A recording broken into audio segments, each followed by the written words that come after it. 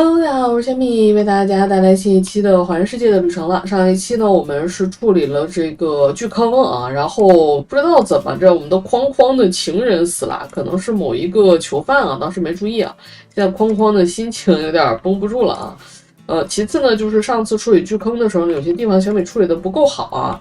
也是经过这个评论区小伙伴的一些这个提示啊，我知道了一些更好的处理方案啊。首先呢，第一件事儿就是巨坑里会有大量的那个恶臭流兽啊，这个流兽呢应该想办法尽量的去抓一两只啊，因为流兽的这个活铁产量是很可观的，要比我们现在的这些要更好一些啊，这是其一。但是呢，当时是我只是尝试着去攻击这个恶臭流兽啊，恶臭流兽一死了以后就炸了，很脆啊，很难打倒地啊。实际上用这个冲击枪冲倒1到2只会更好啊，这是我第一个处理的，我觉得不够好的地方啊。第二个呢，就是我们的这个里边啊，这个巨坑里边，据说我不确定是不是真的，据说只要在这底下炸一个食尸鬼啊，或者是其他单位行不行，我不知道啊，这个巨坑就不会一直刷袭击，这个巨坑可以稳定存在啊。这我就不确定了，我的确没测过啊。之后因为我们是有这个仪式是可以召唤这个巨坑的啊，可以看一下，在这儿可以召唤这个巨坑的。到时候我们有时间的话，我们再去试一下。然后还有一件事就是我这个超凡碎片啊，刚上一次没有搬走啊，我们把这个超凡碎片给它拿上。我这个机械师身上的重量怎么这么高？不是扔了吗？哎，你怎么又捡起来了？丫捡啥？这就是堆叠搬运的这个模组的不好之处啊，因为有的时候他在搬运东西的时候，你让他干别的事情，他就会把这个物品就放在了身上啊。还有4个小时，这儿还有一个没开啊，但我觉得够呛，打一下18，不止18，再打一下，好，有一个良好的头盔啊，一般啊，一般，看一下啊。失去，还有4个小时，然后携带，好，然后我们这样上去吧。所以在出现这种巨坑的时候，这还有一个，这怎么这么多个？我怎么没看见？啥也吃，这个可以不要的啊。一本极佳的魔典啊。一本极佳的魔典，拿着吧啊，卖了也比那啥强，也比烂了强。别带，好，不能再谈了，麻质地表。好，至此呢，这个巨坑算是彻底搞定了啊。我们稍微站得离远一点吧，我不知道站得近有没有影响啊，所以稍微站得离远一点。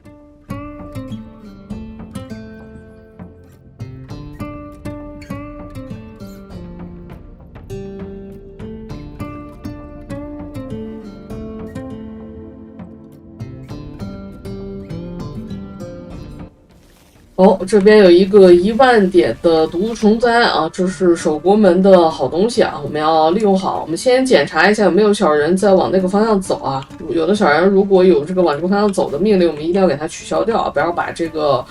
虫灾给激活了。然后我们把这边的这个区域给它取消掉啊，和我们之前的处理方式是一样的，把这片活动区就直接放弃掉，大概这么大吧，全都不要了。观察一下小地图啊，确保没有人过来啊。无菌地板好了，我们先把医疗床给它做出来。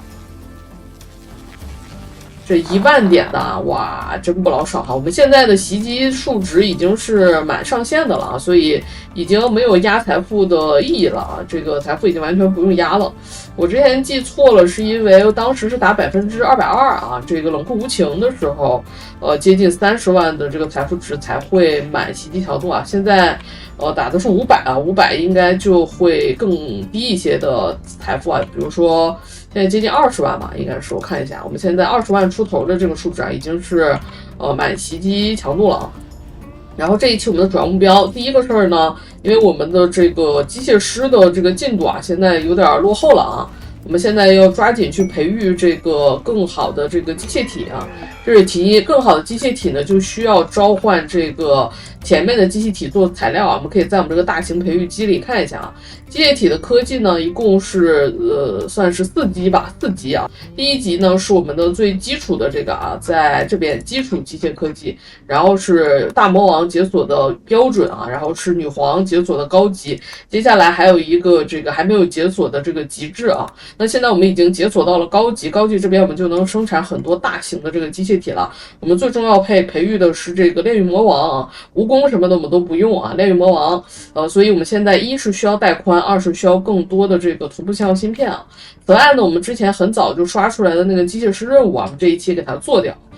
这个机械师让谁来呢？我的想法就让辛金南来吧啊，他们夫妻2人就是我们这个整个营地里的这个机械师2人组啊就可以了。2个人的带宽呢相对来说就好一些，因为我们第1个人的带宽花了很多去造这些这个低等级的机器啊。除了这些以外，其实在这个中型的这个培育舱里面也能造别的啦。工艺机可以用来搓零件，救护机可以用来救人的。救护机我们可能要造一个啊，为了应对后边的这个金属异怪形啊，可能是要造一个。即便没有金属怪形呢，有一个也是不错的啊。但是这个呢都是需要我们的这个次生核心，次生核心呢就跟我们之前的这个差分扫描仪产的这个核心就不一样了，要用这台仪器啊，叫做裂解扫描仪。裂解扫描仪呢，首先它是材料是差不多的，但是被裂解扫描仪扫过的这个犯人就死掉了啊。我们现在犯人的数量比较少啊，所以呢我们再做一个折月绑架啊，就让小蕊去好了，他反正也很闲啊，没有火铁了啊，没有火铁了啊。所以为什么说之前没有去搞一个这个什么是有点难受的啊？没有搞一个那个叫做什么留售回来啊，是有点难受的，就是因为我们现在火铁有点不够啊。那没办法了，那只能再等一等了。所以现在暂时还用不了，我们先把这个魔王叫过来啊。魔王的话其实还好啊，不是特别难打。我们有阵地的话，只要注意这个夜火炮就可以了啊。数量也不是很多啊，所以就无所谓啊，我们这边就加速跳过去了。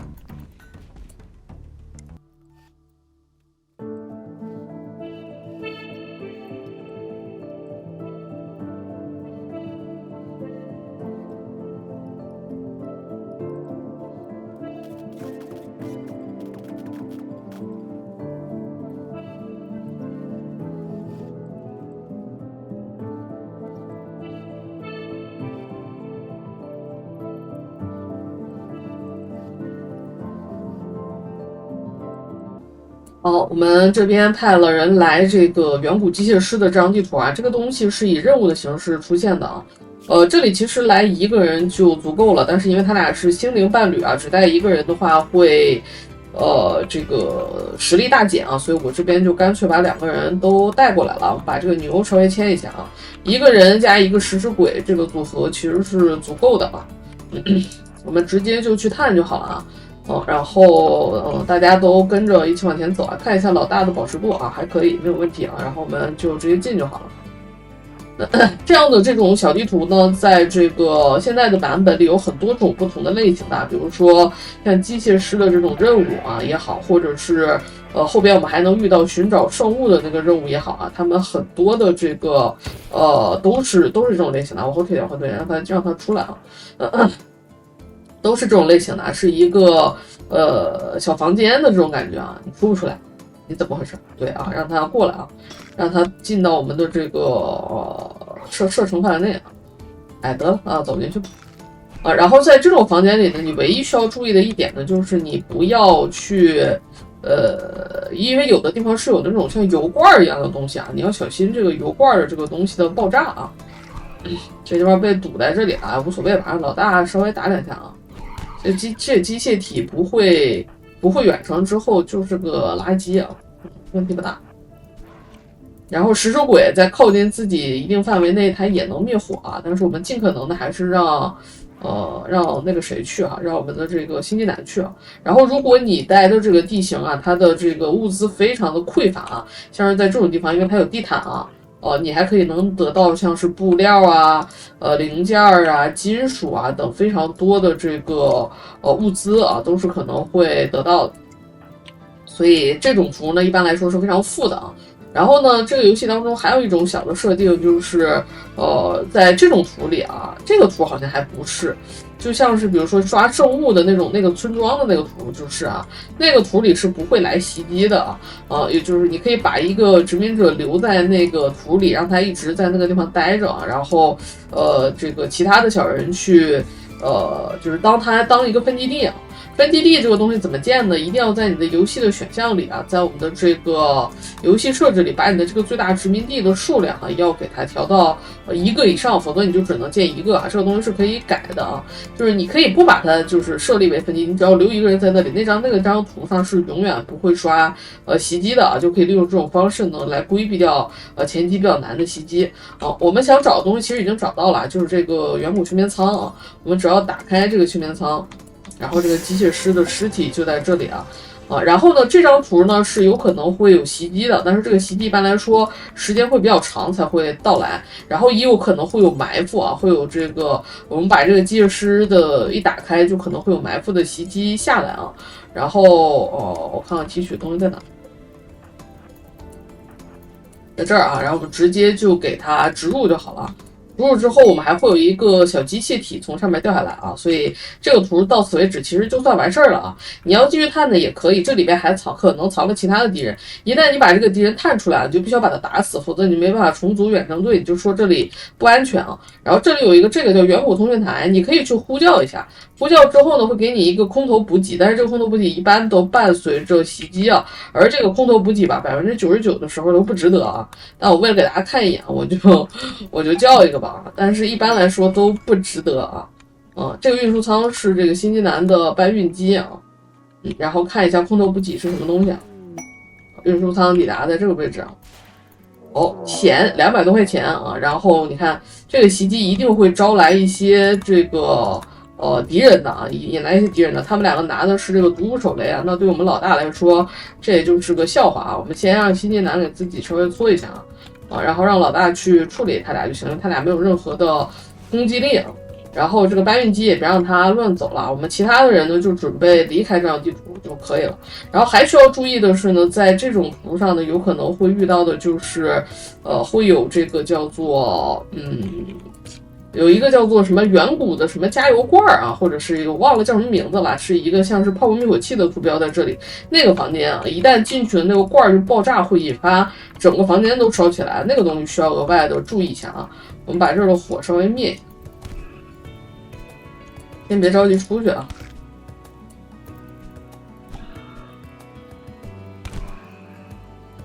他就向我们扔这个毒炸弹了啊，对我们来说没有关系的啊。这屋太热了啊，在局部的空间里着火，这个屋子的温度是很高的。你别走了，你去哪儿啊？我们赶紧出去啊！好，都中暑了啊。行，那这个地方就可以重组远行队了啊。不追了吧，看一眼。哎呦，疾步如飞，敏捷啊，还可以嘞。但是不太想追了哈，不追了，我们直接就重组远行队就走了。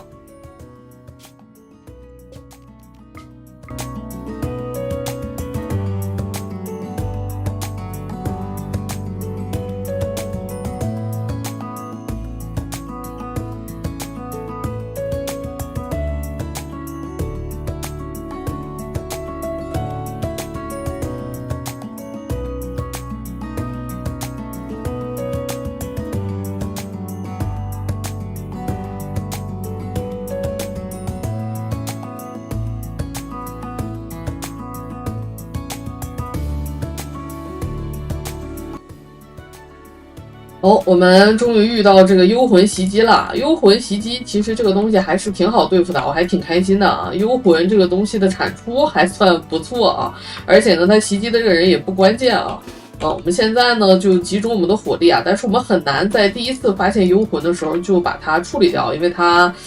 逃跑的很快啊。但是我们其实有很多方式可以应对这件事啊。这个位置不太好啊，这个位置其实很难弄。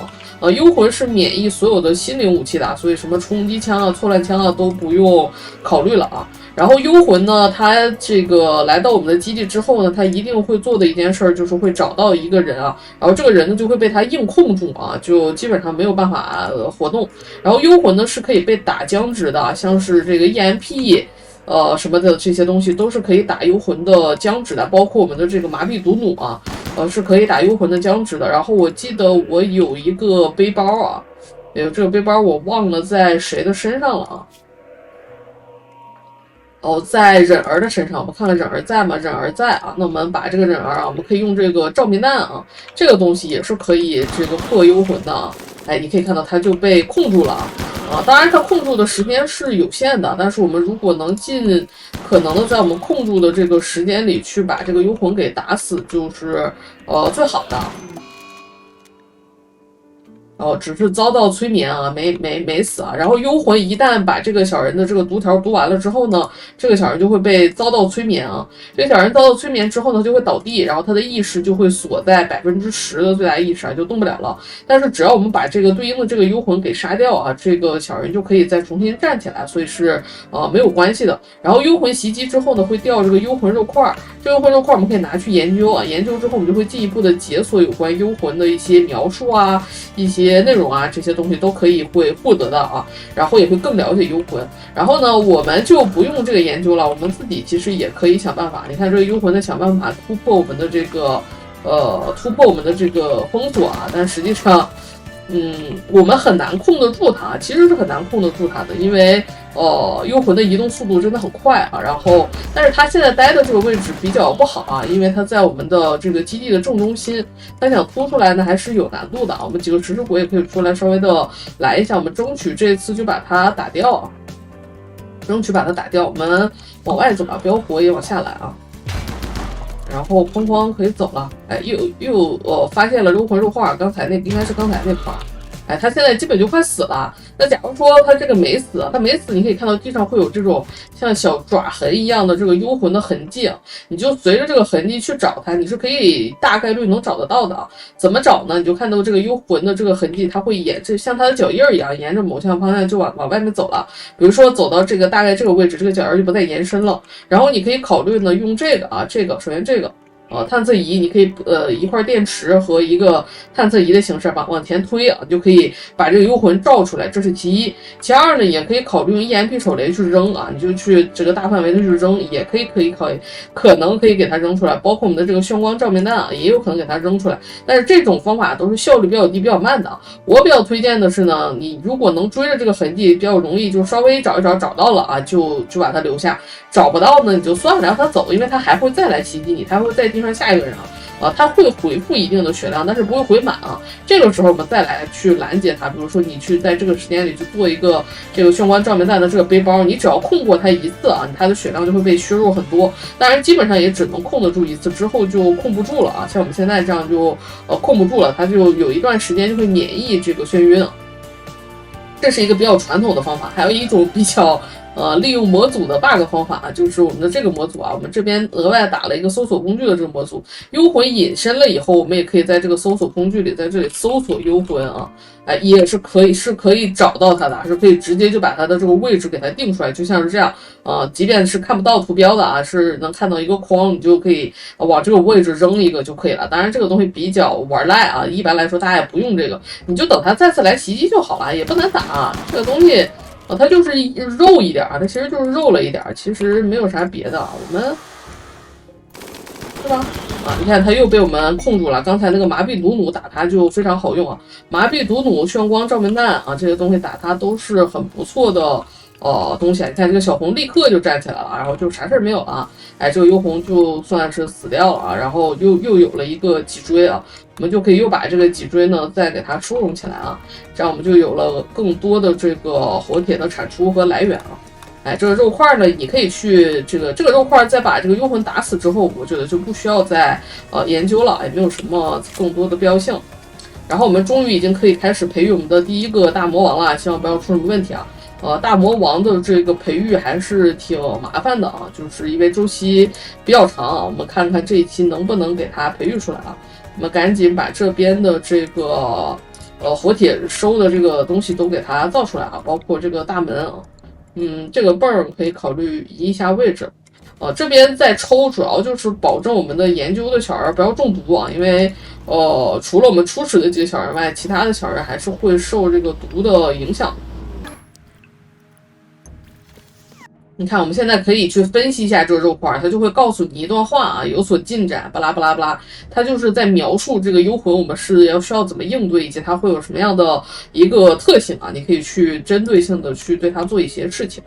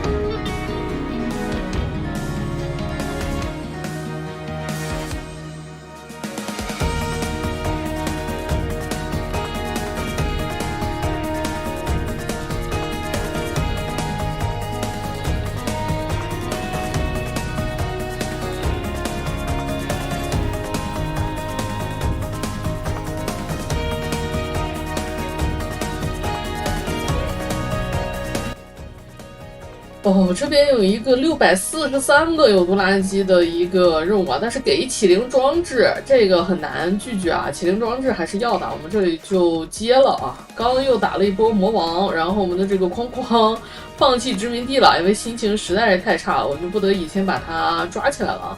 先把它抓起来，等它的这个不高兴的这个心情啊，这个24天之后啊，等这个结束了，我们再考虑去把它这个什么，我们还可以从它身上稍微吸点血啊，不要选集血啊，选提取血液，就不会降低它们之间的关系啊。然后我们已经好久没有来人类袭击了，家里已经没有肉吃了，全剩的都是扭曲的肉啊。没有什么特别那啥的办法，目前只能吃一点玉米了。我们家里的玉米还是挺多的，看一下玉米有5000多啊，玉米还挺多的，只能吃一点普通的食物了。好在我们现在家里的这个搬运机器人数量已经比较多了啊，应对这个有毒垃圾600多个也不是不能搬啊。这边就抵达了啊，看一下。那这边的垃圾就都在这个位置啊，那我们干脆就不搬了啊，就把这个东西就扔在这儿。这是我们守国门的另一个点啊，那挺不错的啊。它如果空投到正中心，我们还得想办法处理啊。它在这个位置我们就不管了。然后我们就让大厨开始起灵啊，其实早就应该继续做我们的这个帝国的任务了，但是帝国的话，现在我们的大厨的这个等级已经比较高了，已经到护从这个等级了，到护从这个等级应该就是需要夜间厅了，我们可以看一下任务里如果有的话可以看到啊，哎对，是需要一个宝座的啊，需要夜间厅才能获得新的起灵等级。我这边在修建卧室啊，先把卧室修好再说啊，先不着急去搞夜店厅的事儿啊。这个战斗走廊呢，这里我们不要放屋顶啊，屋顶就不要了。这边给它通开啊，然后这边的门先给它，这地方直接就拆了啊，先给弄上。我们现在先把我们的这个基地的外围的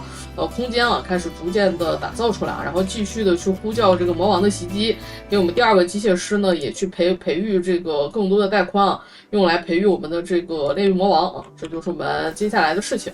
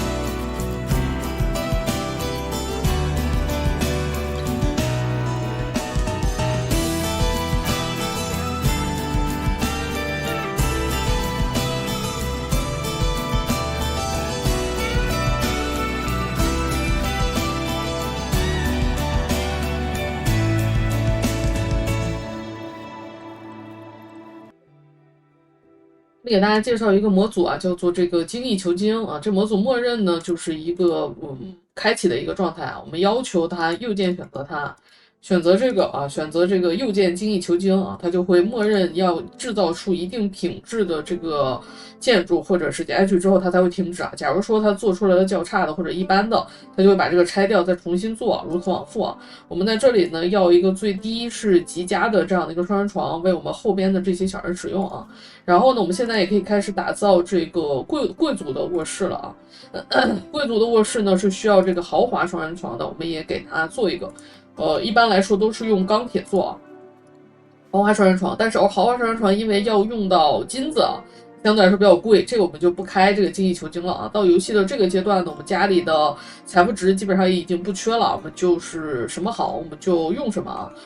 这边我们家里是有一定的黄金的，我们让我们的这个机器人去挖一下啊。然后这边我也做了一些改变啊，这里我铺上了这个干草的这个地板啊，在我们的这个地板里有这个草垫儿，草垫儿呢会让人和动物走上去的时候留下的污物减少啊，这个是比较适合让动物来使用的一个地板啊。这里既然被我们临时作为可能一直都会作为养动物的地方，那这边我们就给它铺上这个地板啊，减少这个机器人的进一步的工作量。然后我们的精密装备台也已经解锁了，我们现在要把这个精密装备台给它做出来啊。然后我们家里建造的小人数量有点少啊，导致这个建造的工作完成起来比较慢。我们再做一个这个建造机器人啊。新金南又来了一个创作灵感啊，我们再让它做一个，看一下有没有活体啊，有活体，我们再做一个虚空雕塑啊，再做一个虚空雕塑，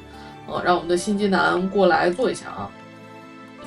这样呢，我们就可以再产出啊。这个雕塑最多是放6个，我们现在还差的比较多啊，就可以来做一下啊。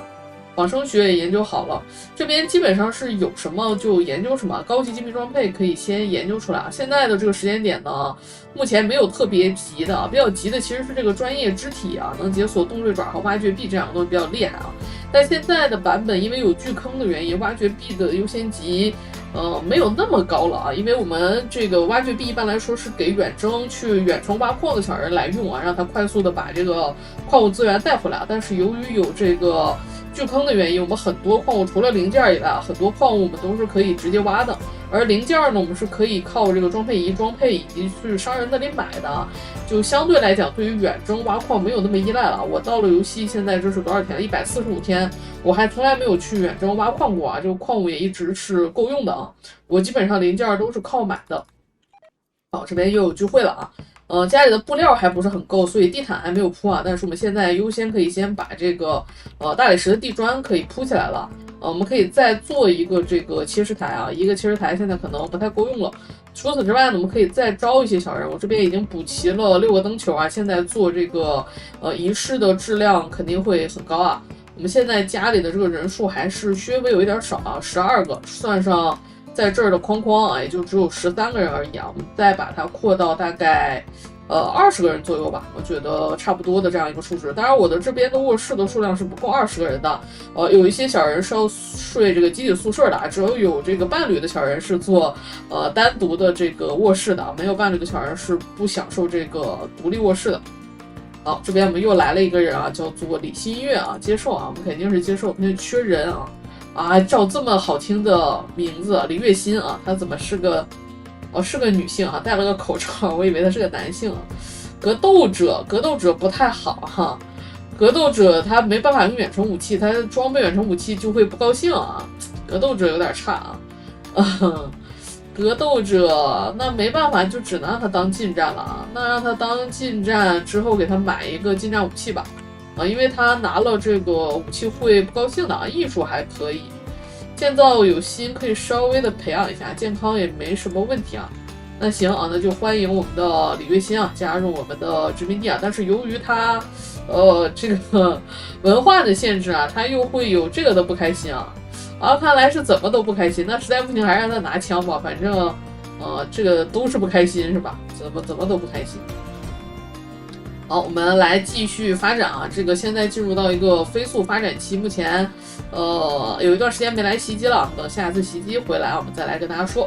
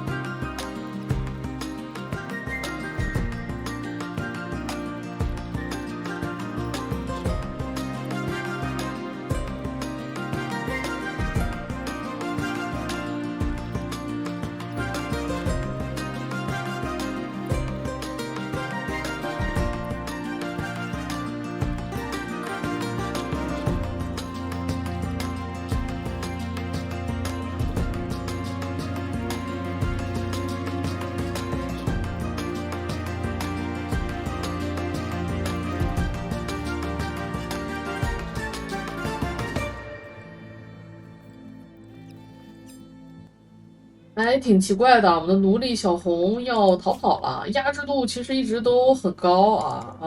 但是这种事情也有概率发生，没有办法，我们必须把它留下来，因为它身上还带着我们全家唯一的一个死灵背包啊，所以，只能去想办法能把它留下来啊。如果能不杀死它，那是，唉，如果能不杀死它，那自然是最好啊。因为他身上装备了这么多钱，所以想携款私逃嘛。但是既然杀死了，那也就没有办法了。我们家里这就又少了一位中流砥柱啊！我刚给他用完这个死灵回避啊，让这个不是啊，我用完时间吞噬啊，让他把他身上的伤疤给治好，他就狗带了，就比较遗憾，没有办法啊。那这个东西给我们的小忍啊，给我们小忍装备吧。死人的衣服给小忍穿是最合适的。小忍天天跟我们许香琴滚床单，根本就不崩溃啊！这个崩溃艺术家完全不崩溃，开心的不行啊！但是你如果不让他滚呢，这个许香琴的心情又不好维持啊，所以我给他穿了好多件的死人衣服。然后吃的也不好，也不让他用那个什么，不让他精致食物，不给他吃精致食物啊，我们把精致食物也给他取消掉啊。看能不能把他的这个崩溃给逼出来啊！给他吃个最高简单好了啊，让他吃简单食物。那我们家里这又少了一个投弹手啊，那没有办法，只能再去摇一摇人了啊。我们再办2个仪式好。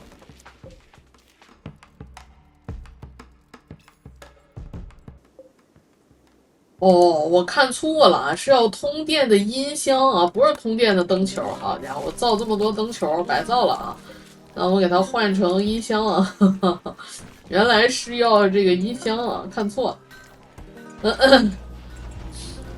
然后我们最后一套食尸鬼的装备也弄好了，我们给阿白让他这个装一下。4个食尸鬼，我觉得已经非常够用了啊，暂时就这些了。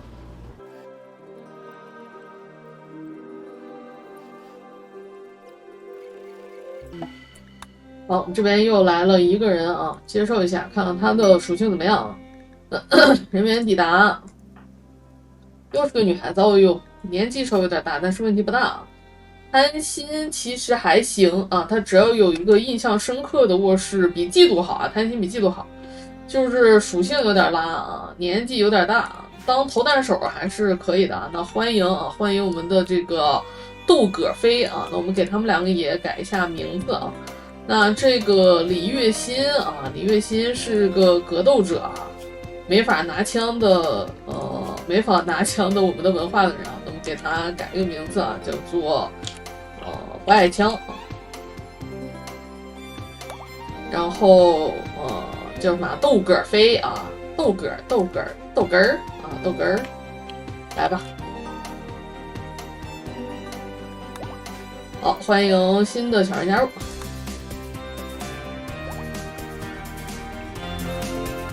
我们这边刷出来了一个方尖碑事件啊！现在的这个意象 DLC 版本有3个不同的方尖碑，其中腐化方尖碑是其中的一个。这方尖碑落地之后呢，就会有一定的活跃度，然后每天加20%的活跃度。你要把的这个开关自动调查给它打开啊，然后以及压制这个活跃度给它打开。如果这2个不开，如果压制活跃度不开，它每天涨20%，比如说现在是40%的话，3天它就涨满了，涨满了以后它就会触发事件。以这个腐化方尖碑为例呢，它就会复制一大堆的，可能会复制随机小人啊。这个如果没有人调查它的话，可能复制的是随机小人啊。那这个方尖碑的激活呢有几种情况啊，比如说我攻击这个方尖碑会激活它，比如说他去调查这个方尖碑，派小人去调查这个方尖碑可能会触发恶意激活。再比如说等我们调查完了之后，完全调查完了之后，这个腐化方尖碑呢，它可以出现一个复制选项，你可以选择你基地中的随意的一个小人啊去复制它，你可以得到一个一模一样的复制体啊。但是需要知道的是啊，这个复制体呢，它可能拥有以下的几种不好的事情啊，比如说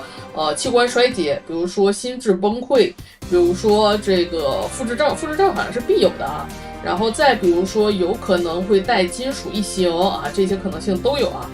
总而言之呢，这个复制房间杯，据这个大家都说它是版本答案啊，因为有很多邪道玩法是围绕着它的。比如说，我们可以把基地里的所有小人啊，比如说就只留你想复制的这个极品小人啊，其他的所有人呢都远征出去出地图啊，然后等到它这个崩溃了以后，它自动会触发复制。它这个崩溃了100%触发的这个复制会复制很多的这个同等小人啊，然后你把留下的这个人呢给他麻醉了啊，就是麻醉让他躺在床上，只留他一个，其他所有人都远征出地图啊，就留他一个，然后你就会发现这边复制了一大堆倒地的啊、麻痹的这个人啊，然后你回来把这些人都拘禁抓起来啊就可以了啊。如果你拥有死亡回避啊，注意啊，拥有死亡回避，它所带来的这些副作用呢，绝大多数是可解的，其实就是心智崩溃不好解啊。心智崩溃如果没有异常医术，没有治愈机械液，没有死亡回避的话，是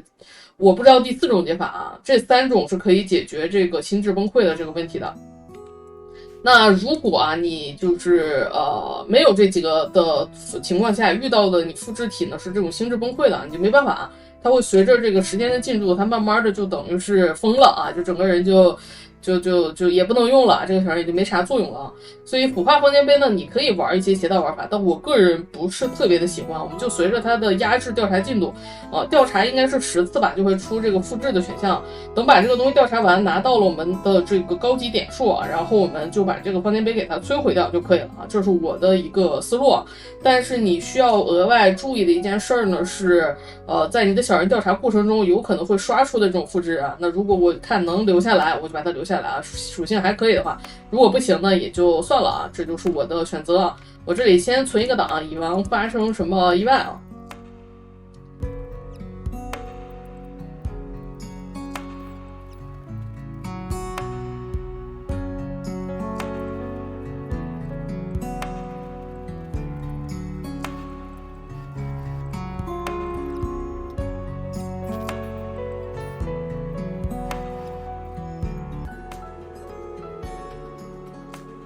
我们这边来了个作战补给商啊，终于刷了这个专业肢体啊，这个太好了，我们赶紧给它买下来啊。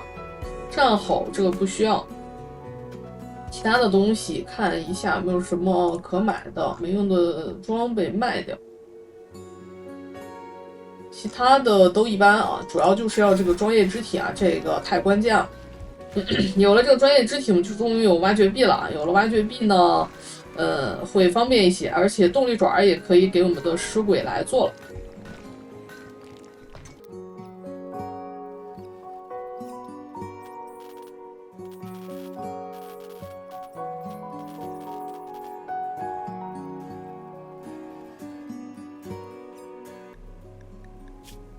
当看到我们这边的复制就发生了，被复制的这个复制体拥有我们所有的这个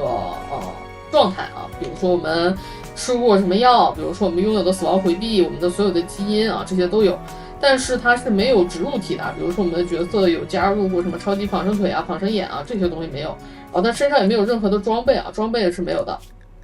然后甚至他的心情也是跟我们的复制体是一模一样的啊，只不过它是敌对的。我们现在把它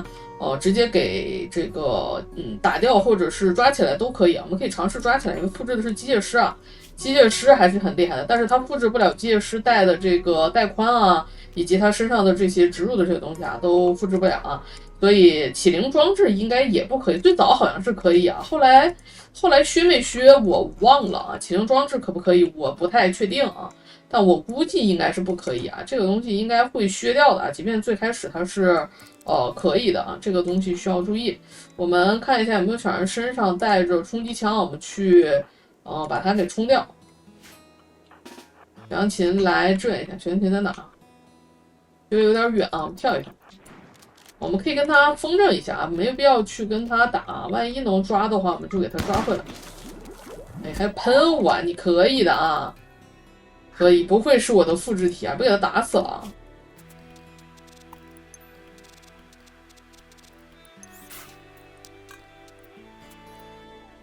好家伙，还把我的大脑喷出一个酸蚀伤痕，我真是服了，我这机械师半残了啊！好在我这个时间吞治好了。真的是，然后等他来了以后呢，我们最先做的事情又先给他甚至连这个他现在连这个哦，他还有这个伤痕，但是只伤了0.2啊，就是没到1啊，影响的其实很少啊，影响的其实很少，0.2可治可不治啊。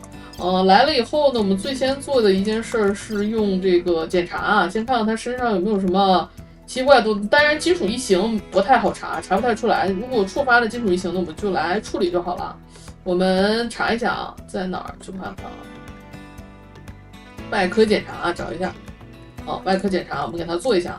需要注意啊，你要去看好给他做外科检查的人是谁啊。然后如果是喂饭的是小忍，喂饭应该还没关系啊。这个做饭他做饭不行，但是给他做外科检查的人啊，这个需要注意到底是谁。是需要知道万一感染的金属异形谁的这个被传染概率最高啊。现在是产出瑶啊，我们记一下。好，看看检查结果啊，未发现异常啊，未发现异常，大概率是没有什么器官衰竭的，但是它应该会有复制病的啊。这个等后边触发了再说吧，那就先让它在这里待着啊。我们可以，它的抵抗不高，以前抵抗我记得只有1点的，现在只有16点这么高吧？可能这个也改过啊，这个也改过，那我们就让它先这样。最好就让一个人去给他做任何的这个手术相关的东西啊，就不要再用其他的人了啊。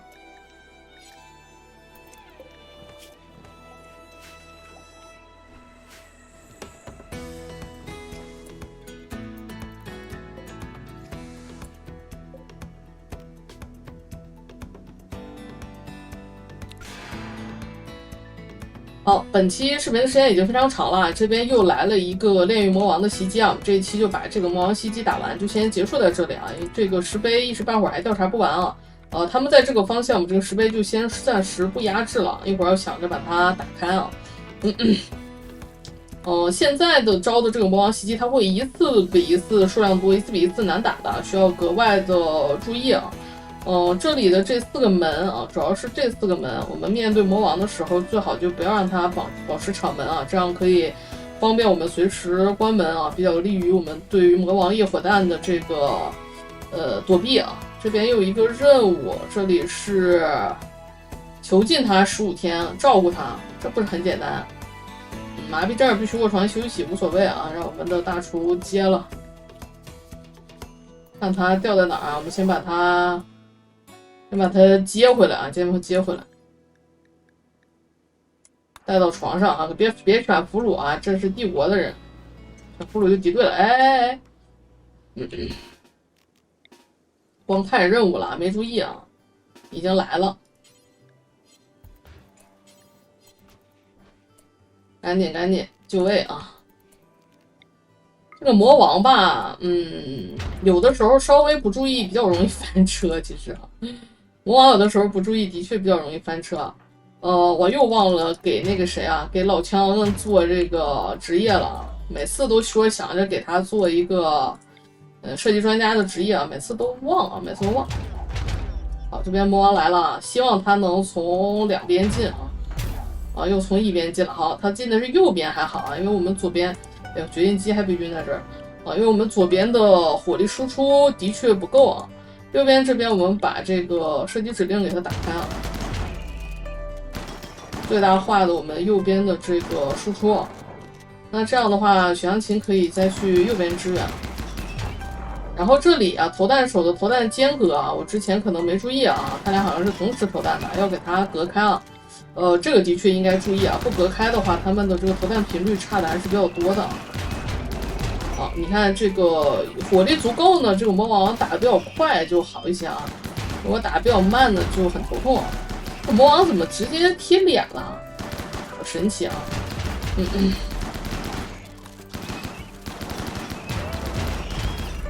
好，后边的蜈蚣也进来了啊。主要就是魔王不好弄啊，一旦失误容易出事儿啊。这个蜈蚣什么的都好弄。好，那这边毫无压力啊，就算是解决了。